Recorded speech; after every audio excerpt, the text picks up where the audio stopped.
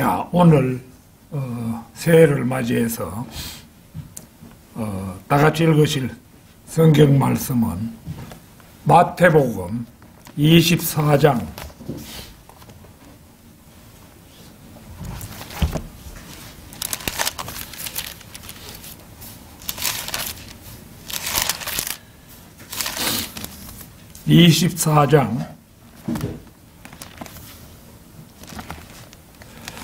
4절에서 8절까지 말씀입니다.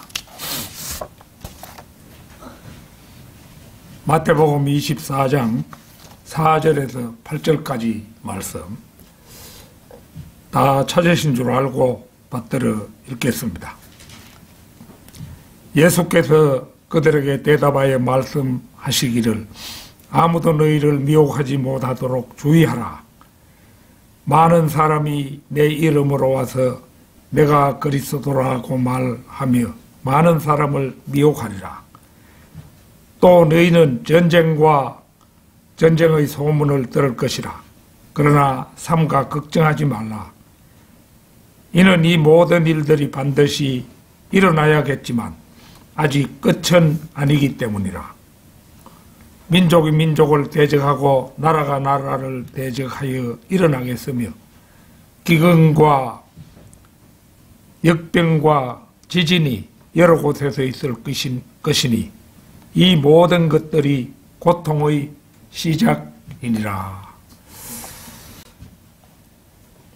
오늘 드릴 말씀의 제목은 지금은 깨어 있어야 할 대환란의 전야제. 지금은 깨어 있어야 할 대환란의 전야제. 이런 제목으로 말씀을 드리겠습니다. 어떤 행사에 앞서서 그 전날 밤에 베푸는 축제를 흔히 전야제라고 부르지요. 대환란이 하나님께서 사탄에게 허락하신 저주의 대축제라고 할 때 지금 세상에서 벌어지고 있는 여러 가지 징조들은 바로 그 전야제에 해당하는 소축제들이라고 비유할 수 있을 것입니다. 성도 여러분은 무화과 나무의 비유라는 종말에 관한 말씀을 잘 알고 계실 것입니다. 무화과 나무는 이스라엘을 가리킵니다. 이스라엘 민족은 자기 땅에 오신 하나님의 아들 예수 그리스도를 십자가의 형벌로 죽인 대가로 전 세계로 흩어져 온갖 참혹한 박해를 당하며 2000년간을 살아왔었습니다. 그들은 지난날 스페인에서, 프랑스에서, 헝가리에서 단지 유대인이라는 이유만으로 미움을 받아 수십만 명씩 희생을 당했습니다. 그러나 그것은 서막이었을 뿐 그들이 받은 박해의 하이라이트는 로마 카톨릭의 사주를 받은 히틀러의 광기 아래 600만 명이 희생된 대학살 사건이었습니다. 이 전대미문의 사건으로 말미암아 이스라엘은 에스겔 37장에 나오는 골짜기의 마른 뼈들처럼 아무런 소망이 없었습니다. 신명기 32장 18절을 찾겠습니다. 신명기 32장 18절입니다.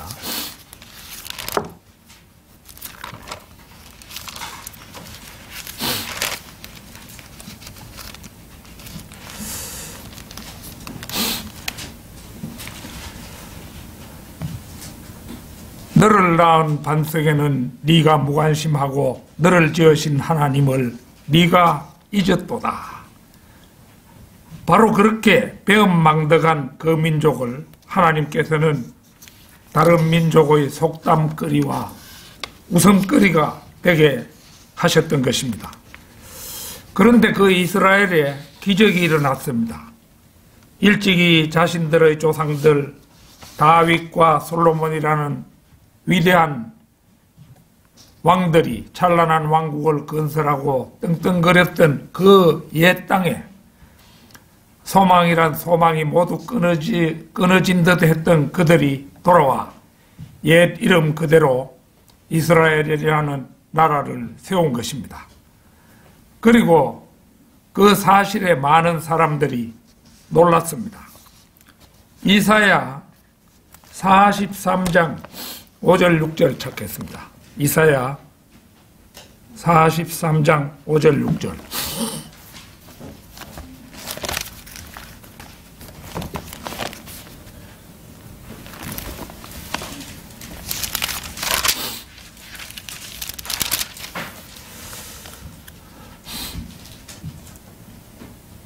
두려워 말라. 이는 내가 너와 함께 있음이라.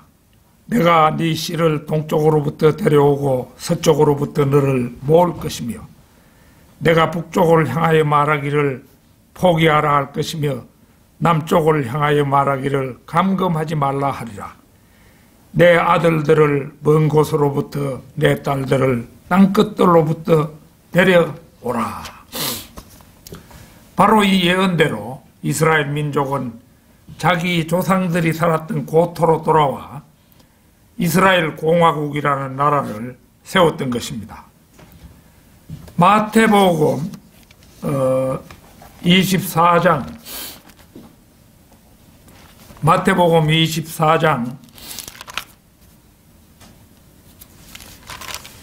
32절에서 34절 보겠습니다.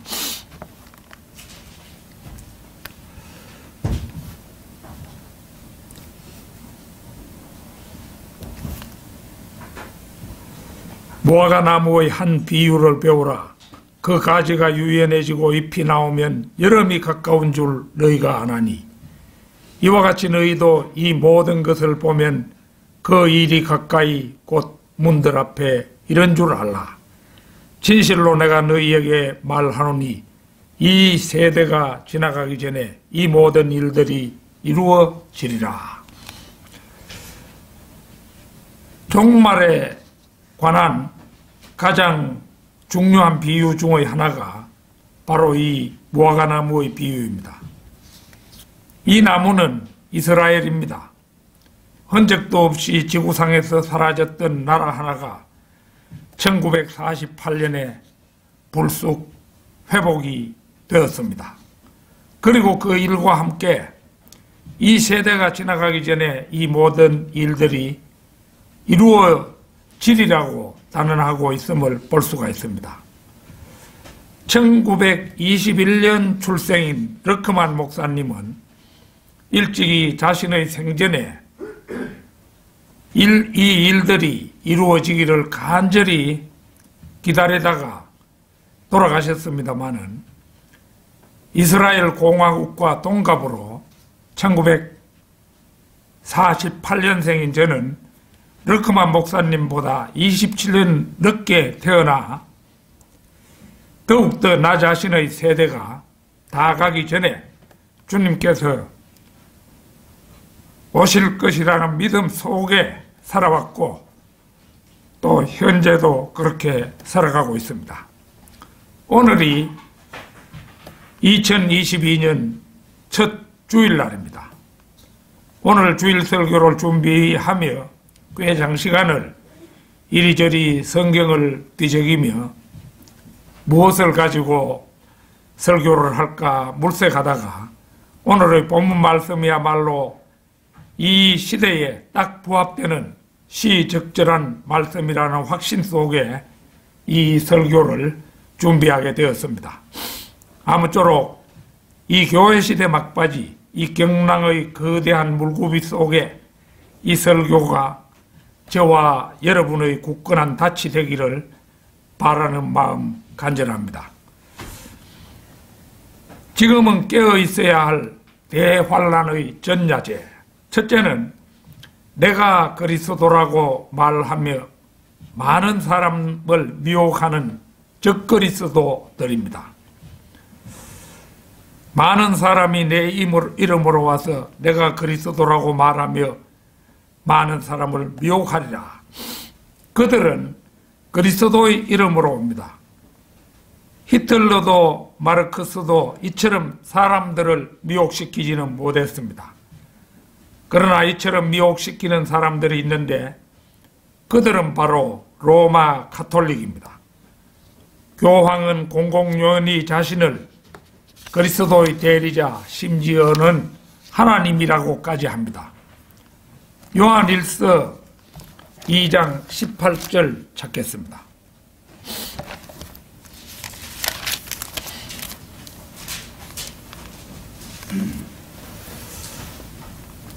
어린 자녀들아, 이것이 마지막 때라.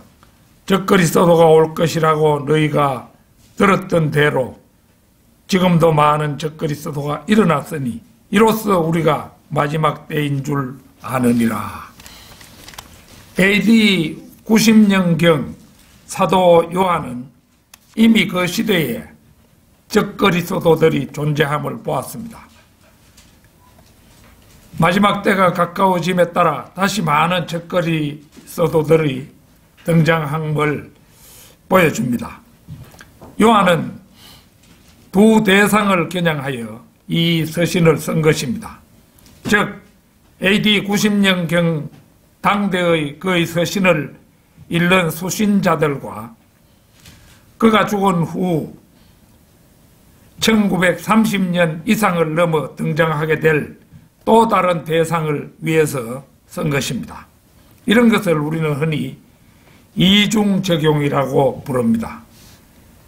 인구 5천만 남짓한 우리나라만 해도 문선명, 박태선, 유병은, 안상홍, 이만희 등 수십 명의 적그리스도들이 등장하는 판에 미국같이 큰 나라를 비롯해서 전 세계적으로는 또 얼마나 많은 적그리스도들이 나왔겠습니까? 사도 요한이 죽은 후에 등장한 가장 사악한 적그리스도들 가운데 스스로 자신이 메시아나 그리스도라고 고백하지 않는 대신 그리스도의 능력과 권세, 그분의 이름과 종기가 자신의 것이라고 주장한 최대의 적그리스도들이 있습니다. 바로 로마 가톨릭 교황들과 마호메트가 그들입니다. 이 종교적인 미치광이들은 그들의 추종자들에게 거짓 교리를 만들어 대대에 걸쳐 세뇌를 시켜오고 있습니다. 교황은 아버지 하나님으로 불러야 하고 그 누구와도 비교할 수 없는 하나님의 사도라고 불려야 하며 그는 죄를 용서하는 예수 그리스도의 능력을 가졌다고 주장합니다. 마호메트도 교황과 50보 100보입니다. 마호메트는 달신을 섬기지 않는 국가에 대하여 선전포고를 할 수 있는 권세와 권위가 있다고 주장합니다.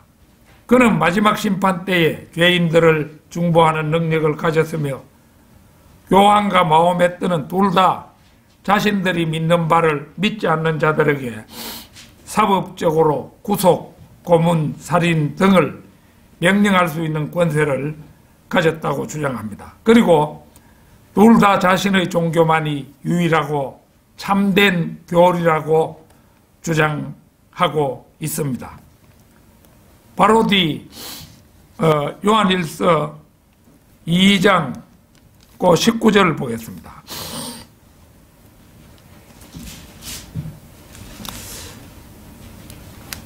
그들이 우리에게서 나갔으나 우리에게 속하지 아니하였나니 만일 그들이 우리에게 속하였다라면 분명히 우리와 계속 함께 하였을 것이나 그들이 나감으로 그들 모두가 우리에게 속하지 아니함을 나타내었느니라.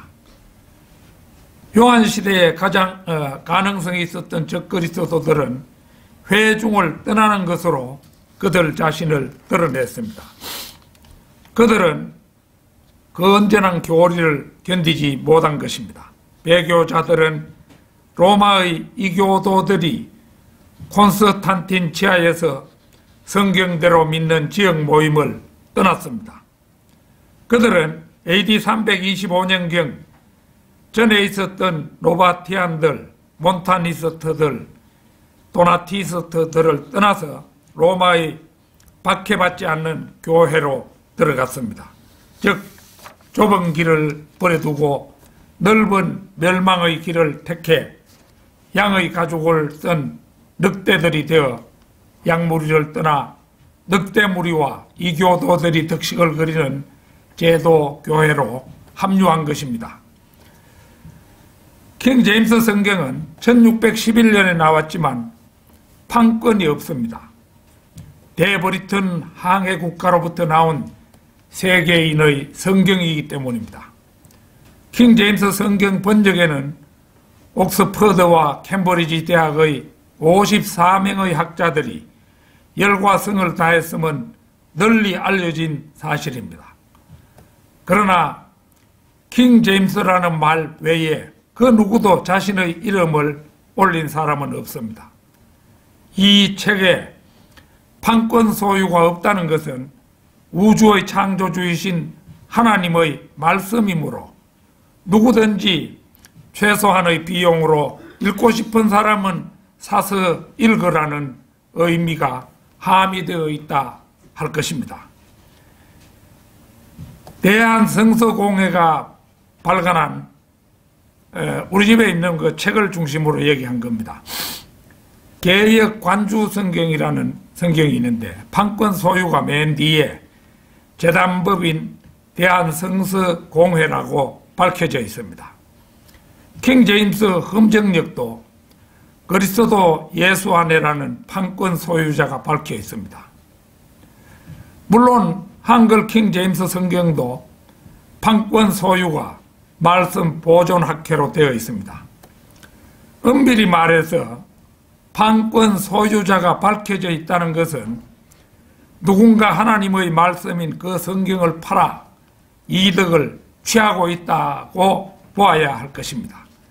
그런데 더욱 중요한 점은 누가 한글로 성경 번역을 해냈다면 그 성경이 번역자가 누구든 한국어를 사용하는 한국인들에게 우주의 창조주이신 하나님께서 베푸신 선물임이 분명합니다. 진실로 그럴진데 번역자라고 해서 다른 사람들에게 너희는 우리 성경을 읽지 말라는 말을 한다는 것은 어느 도단입니다. 만일 그런 은사를 사용한다면 그는 하나님의 말씀을 가로채 더러운 이익을 남기는 자라는 비난을 들어야 할 것입니다. 그리고 훗날 그리스도의 심판석에 설 때는 그 역시도 작은 적그리스도라는 욕을 먹어 마땅할 것입니다.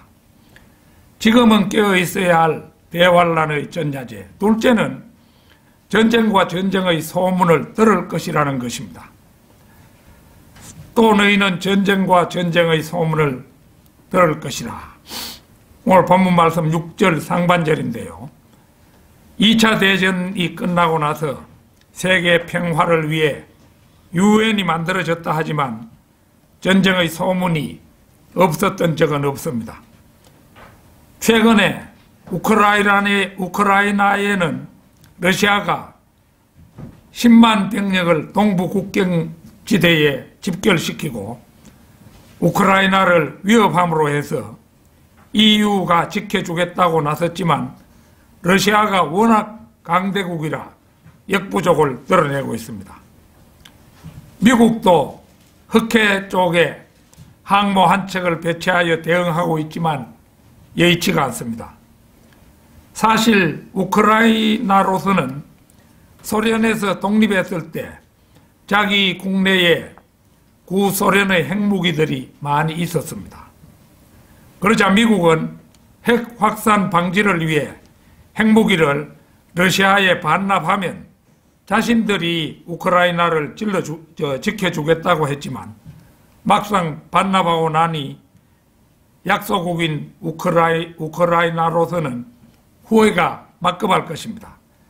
차라리 그때 자기 국경 안에 있는 핵무기들을 길을 쓰고서라도 소유했더라면 지금쯤은 최악의 경우 죽기 살기로 러시아를 협박할 수도 있을 텐데 막상 반환하고 나니 자기들의 국토인 크리미아 반도라고 알지요. 흑해 쪽에 아주 낮은 지대로 된 굉장히 큰 반도입니다. 이 반도는 역사적으로 크리미아 전쟁 이런 게 일어났던 그런 중요한 지대이기도 하고 또 그 당시에 세계 정상들이 거기 모여서 의논도 하고 이랬던 곳입니다.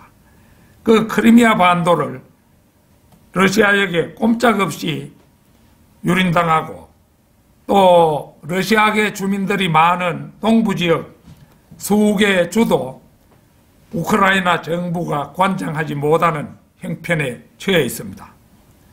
실로 우크라이나 정부로서는 만시지탄이라 할 만합니다. 중동의 상황은 또 어떻습니까? 팔레비 왕정 이후 회교 원리주의자들이 정권을 잡은 이란이 사사건건 미국에 도전장을 내밀고 있습니다. 악마 같은 회교 국가 이란이 이스라엘을 지중해에 쳐넣겠다고 어르렁거리는 판에 그들이 핵개발에 성공하여 핵무장까지 하고 나면 이스라엘은 절체절명의 위기라 해도 과언이 아닐 것입니다. 따라서 이스라엘은 어떤 대가를 치르더라도 이란의 핵개발을 한사코 저지하려 합니다. 또 팔레스타인 지역의 하마스, 또 레바논 지역의 헤즈볼라 이런 이제 그 반이스라엘 테러 단체가 이란의 미사일 공급을 받아서 성가시기 이를 데 없는 판에 그 후견인격인 이란이 핵무기까지 가지려 하니 이스라엘로서는 도저히 방관할 수 없는 처지가 되고 말았습니다.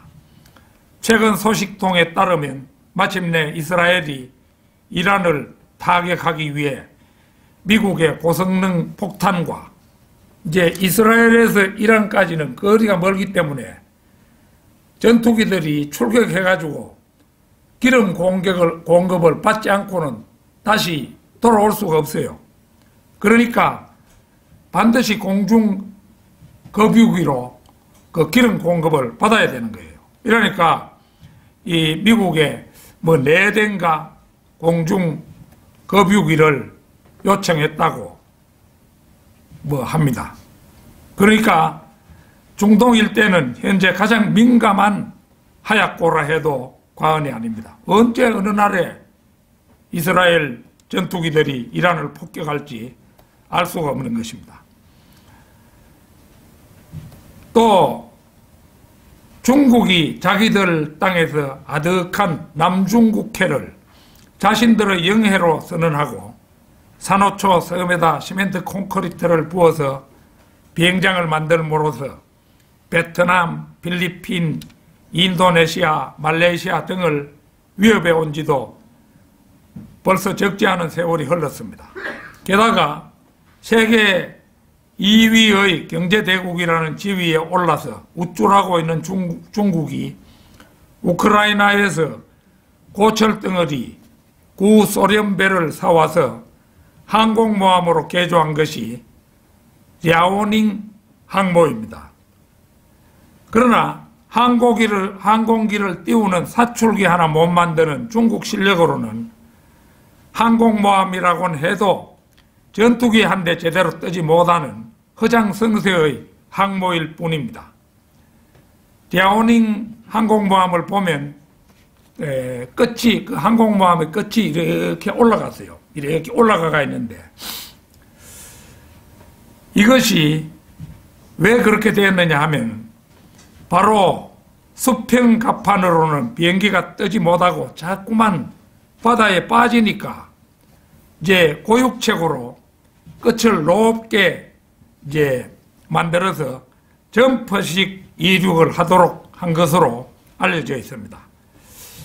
며칠 전에 미국의 칼 빈슨 항모가 이제 자취가 안 보이니까 중동으로 갔는가 뭐 이렇게 생각하고, 랴오닝 항모가 속된 말로 가구 좀 잡으려고 나섰다가 떠난 줄 알았던 칼 빈슨 항공모함이 불쑥 나타나자 주랭랑을 놓기에 바빴다는 소식이 전해질 정도로 허접한 항공모함입니다.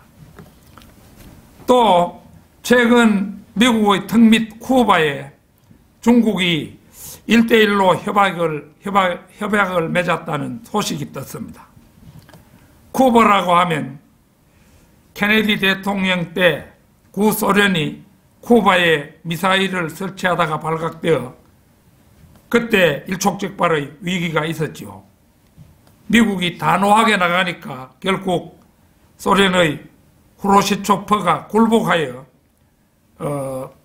이제 쿠바에 있는 미사일들을 다 철수하고, 그 다음에 미국이 터키에 설치했던 미사일들을 철수하고 이렇게 피자 그렇게 하기로 해가지고 그때는 수습이 되었습니다. 그런데 이 쿠바에 중국이 이제 1대1로 협약을 맺었다. 이거 미국 턱 밑에다가 중국의 좀 수준 낮은 미사일이긴 하지만은 턱 밑에다가 플로리다 반도와 쿠바 사이는 400km밖에 안 된다고 합니다. 그런데 거기다가 이 중국이 미사일을 갖다 놓으면은 그 사정거리가 얼마 안 되는 미사일로도 미국에 타격을 가할 수가 있는 겁니다. 그거 미국이 그냥 두고 보지 않겠지요. 지금 이제 살펴본 대로 전쟁의 소문은 한시도 끊이지 않습니다. 그러나 삼가 걱정하지 말라. 이는 이 모든 일들이 반드시 일어나겠지만 아직 끝은 아니기 때문이라. 이렇게 성경 말씀은 우리에게 가르쳐 줍니다. 아울러 민족이 민족을 대적하고 나라가 나라를 대적하여 일어나겠다고도 일러줍니다. 얼마 전에 탈레반에게 넘어간 아프가니스탄의 민족들의 갈등도 심각하고, 중국 공산당이 장악하고 있는 소수민족들의 움직임도 심상치 않습니다. 신장 위구르는 넓은 지역이긴 하지만 언어도 종교도 중국과는 다른 민족입니다. 중국이 그동안 신장 위구르 남자들 100만 명을 가두어 놓고 그들을 강제 고용해가지고 제품들을 싼 값으로 생산하여 전 세계에 판매해오고 있었는데, 그 사실이 알려지자 유럽 국가들도 제품 불매운동에다 인권 탄압을 그만하라는 간섭이 점차 강해지고 있습니다. 또 중국의 오른쪽 동북방으로는 유목민인 외몽골 지역이 분포하고 있는데, 이 지역도 실은 몽골에 속해야 할 땅입니다. 그런데 중국이 그 땅들을 강점하고 있습니다. 그들도 알게 모르게 중국에 대해 불만을 가질 것은 불문가지입니다. 그뿐이 아닙니다. 서쪽으로는 티베트 지역이 있는데 이 지역을 중국이 무력으로 강점하고 있는 것은 널리 알려진 사실입니다.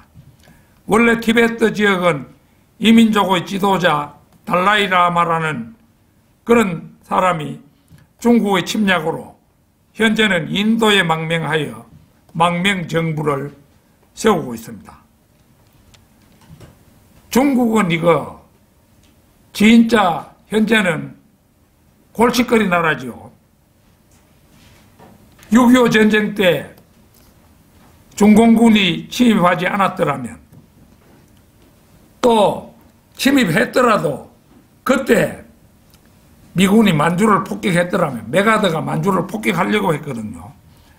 우리나라는 통일이 되었을 것입니다. 그러나 갑작스런 중공군의 침략은 소련의 괴뢰 정권이던 북한을 중국의 괴뢰 정권으로 바꾸어 우리나라를 아직도 세계 유일의 분단 국가로 만들고 있는 것이 현실입니다. 민족이 민족을, 나라가 나라를 대적하는 일은 갈수록 불꽃을 튀기게 될 것입니다.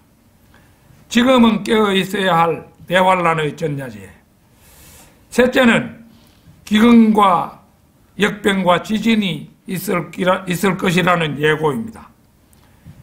기근과 역병과 지진이 여러 곳에서 있을 것이니 본문 7절 하반절입니다. 이 세 가지 문제는 성경이 오랜 세월에 걸쳐 예견해온 이슈입니다. 먼저 기근은 성경 전체에서 87번에 걸쳐 나오는 말입니다. 기근의 의미는 흉년으로 먹을 양식이 모자라 굶주리는 것을 말합니다. 성경을 중심으로 보면 아브라함 때 2번의 기근이 있어 한 번은 이집트에 내려갔고 또 한 번은 아비멜렉에게 갔다는 기록이 나오죠. 그런데 공교롭게도 아브라함이 자기 아내 사라를 누이 동생이라고 했다가 2번 다 아내를 빼앗길 뻔했는데 하나님의 개입으로 위기를 모면하는 것을 우리가 알고 있죠. 세 번째 기근은 요셉이 이집트에 있었을 때 이집트와 가나안 땅에 두루 있었던 큰 기근인데 이때 야곱의 전 가족이 요셉이 있는 곳으로 내려가 이스라엘이 이집트의 종이 되는 빌미가 되었음을 우리는 잘 알고 있습니다. 또 한 번의 대표적 기근은 아방 때의 기근으로 디세빈 엘리야가 아방에게 자신의 말이 없으면 수년 동안 이슬도 내리지 않으리라는 예언을 하고 크릿 시냇가에 숨고 하나님이 시키신 까마귀들로부터 빵과 고기를 아침 저녁으로 시냇물이 마를 때까지 공급받습니다. 그리고 나중에 시냇물이 마르자 엘리야는 사르밧으로 가서 과부의 기적적인 섬김을 받는 이야기가 성경에 나옵니다. 기근은 전 세계적으로 사실은 무서운 자연현상이죠. 1990년대 북한에 대기근이 닥쳐서 얼마나 많은 사람이 죽었는지 알기조차 어려운 것으로 알려졌습니다. 김씨 세서방조의 핵개발 시도로 미국의 경제 제재까지 겹쳐 국제기구들은 최대 300만 명의 아사자가 발생했다고 추산할 정도입니다. 말이 300마리지 10,000명만 시신을 눕혀놔도 아득하지요. 그 300만이 죽었다. 엄청난 기근입니다. 1979년에 150만 명이 굶어 죽었던 캄보디아의 기근, 1984년에서 1985년 사이 100만 명이 죽은 에티오피아의 기근, 이걸 훨씬 상회하는 기근이 북한 동포에게 닥쳤던 것입니다. 사실 당시 북한은 핵개발 자금으로 식량을 사들여서 주민들에게 공급했더라면 그때의 비극은 막을 수도 있었습니다. 핵개발만 성공하면 미군을 몽땅 한반도에서 철수시키고 남한을 적화시켜 모든 것을 차지하겠다는 망상에 빠져 무지한 지도자 김정일이 저지른 오판의 결과였습니다.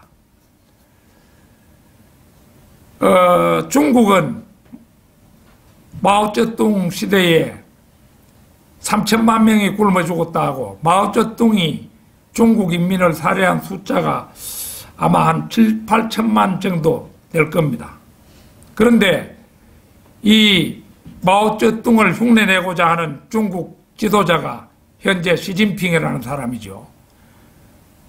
이 사람이 모택동 같은 절대 지도자가 되기 위해서 지금 원래 자기들 먹기로는 2년임만 하고 물러나는데 3년임을 하려고 지금 시도하고 있죠. 그런데 그게 옳게 될는지는 이제 두고 볼 일입니다. 남한은 먹을 것이 현재도 넘쳐나고 있지만 북한은 올해도 식량난에 허덕일 가능성이 높다는 소식이 들립니다.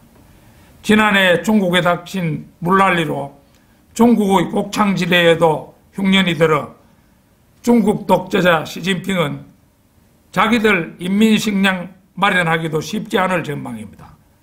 현재 중국이 미국을 꺾고 자신들이 세계 1위의 국가가 되겠다는 생각에 골몰하고 있음을 미국이 모를 리가 없습니다.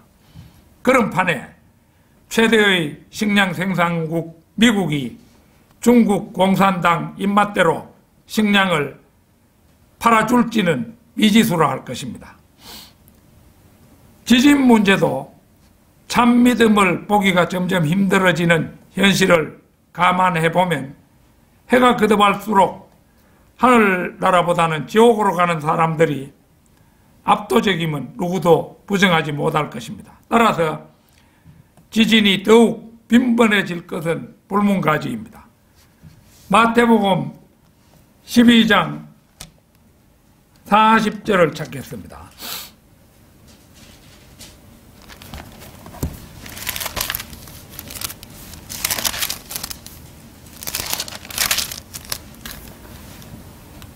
요나가 사흘낮과 사흘밤을 고래배 속에 있었듯이 인자도 그처럼 사흘낮과 사흘밤을 땅의 심장 속에 있을 것이라.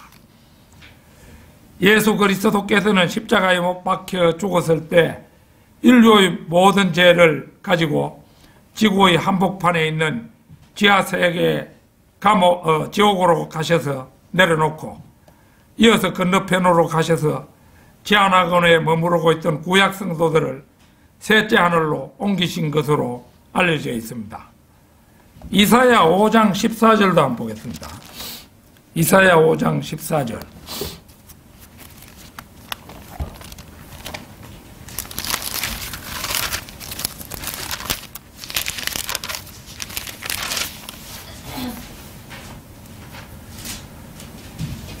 지옥은 스스로를 확장하였고 한없이 입을 벌렸으니 그들의 영광과 그들의 많은 무리와 그들의 허영과 기뻐하는 자가 그곳으로 내려가리라.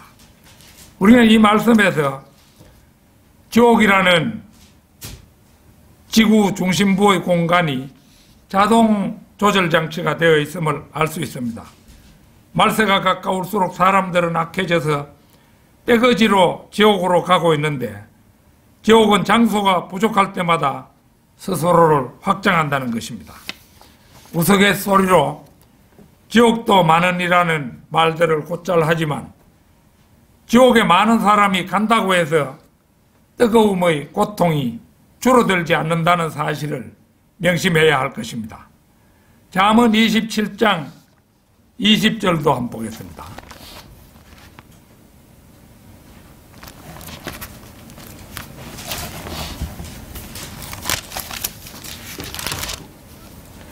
잠언 27장 20절.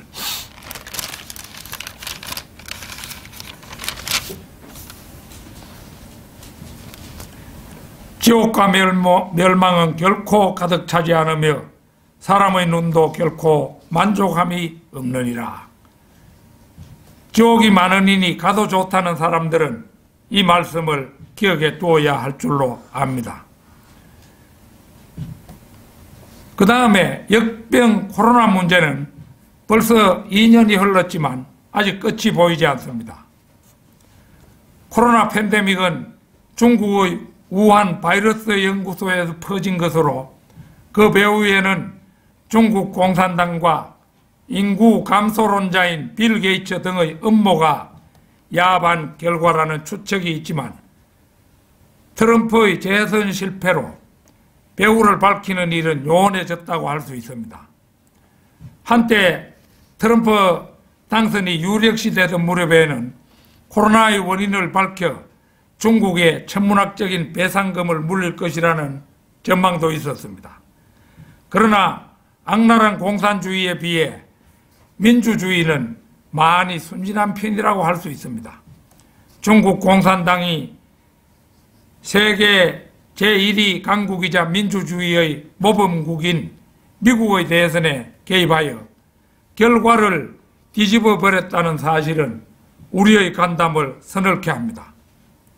공산주의자들이 얼마나 지독하고 악에 관한 술수가 능수능란하다는 사실을 보여주지요.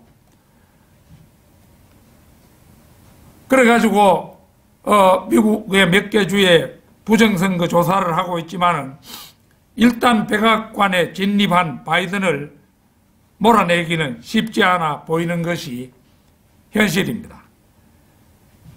더욱이 우리나라 지난 4.15 총선에서 중국 공산당이 대대적인 선거 부정을 저질러 180석이라는 거대 여당을 출범시킨 일은 알만한 사람은 다 압니다.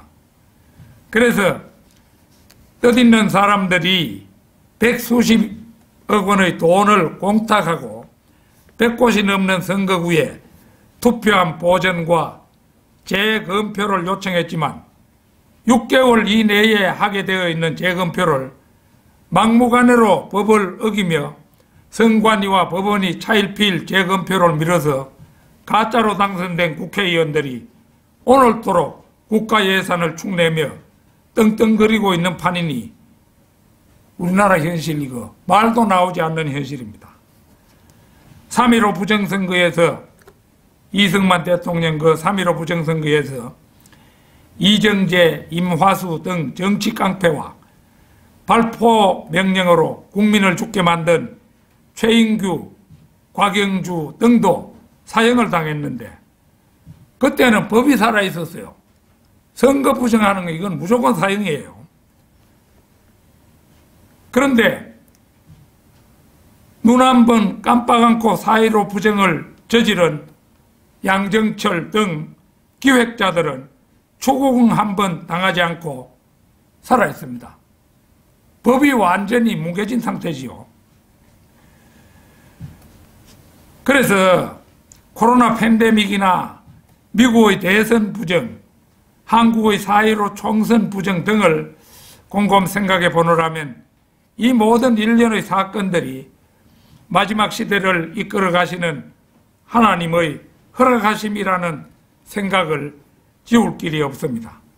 세계 최고의 민주주의 국가 미국 대선에 중국 공산당이 천문학적인 돈을 뿌려 수많은 미국 시민을 매수하여 결과를 뒤엎은 것이 현실로 나타났을진데 중국의 턱 밑에 중국몽을 함께 꾸겠다는 좌파 정권이 모든 것을 좌지우지하는 우리나라 정도는 중국 공산당으로서는 식은 죽 먹기보다 더 쉬울 것은 물론입니다. 우리나라가 대선을 앞두고 있지만 이 대선도 중국이 마음만 먹으면은 뭐 가짜 투표지 그거 사전 투표하다가 무더기로 집어넣어가지고 대통령 선거도 하나만아닙니다. 그러니까 이 앞으로 어떻게 될 것인지는 하나님만이 아시겠죠. 다만 우리는 어떤 경우에도 하나님께서 이 나라를 버리지 말아 주시고 그리스도인들이 신앙생활을 하는데 더 이상 방해받지 않게 해달라고 기도할 뿐입니다. 그 방법밖에 우리에게는 아무 수단이 없어요. 그래서 참으로 우리가 시간이 있으면 이 국가와 민족을 위해서 눈물로 기도해야 할 것입니다. 결론적으로 누가 뭐래도 대환란이 가까운 시점에 우리는 살고 있습니다. 바이블 빌리머들은 세상에 안주하며 살아가는 사람들이 아닙니다. 고린도전서 7장 29절에서 31절을 찾겠습니다. 고린도전서 7장 29절에서 31절입니다.